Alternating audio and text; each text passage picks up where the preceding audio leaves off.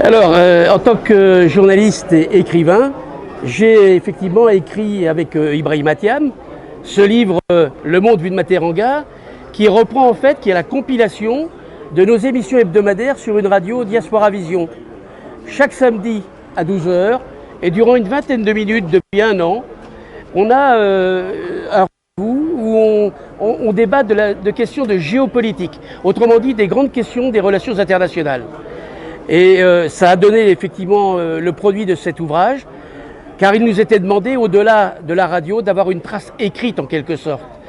Et à travers 36 chapitres, on a évoqué toutes les situations possibles que nous avons rencontrées l'année dernière, que ce soit la pandémie du Covid-19, que ce soit les différents putschs ou les coups d'État dans certains pays, que ce soit les sommets africains, le sommet du GIEC, etc., etc.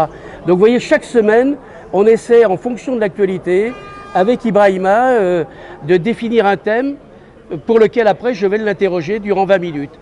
Et alors l'intérêt aussi de cette émission, c'est que c'est une émission 2.0.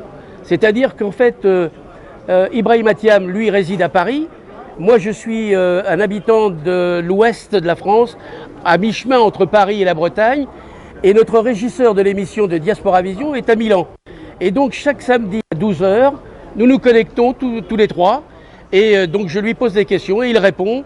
Et c'est ainsi que nous enregistrons l'émission. Alors, le monde vu de Materanga, la Teranga, oui. Comment on peut l'expliquer cette Teranga que vous... Alors, le monde vu de Materanga, effectivement, le titre qui a été retenu, nous l'avons bien réfléchi à tous les deux. Car dans le fond, nous sommes deux dans cette aventure, aussi bien à la radio que dans la compilation de ces émissions dans le livre. Et donc, nous formons un couple, en quelque sorte, indissociable. Et comme dans tout bon couple, on prend les décisions à deux, on partage et on s'accorde. Donc on a réfléchi, Ibrahima est sénégalais, même s'il est aussi français. Moi je suis français, mais malheureusement pas sénégalais. Mais j'ai une grande affection pour le Sénégal, où je suis déjà venu plusieurs fois, 5e fois.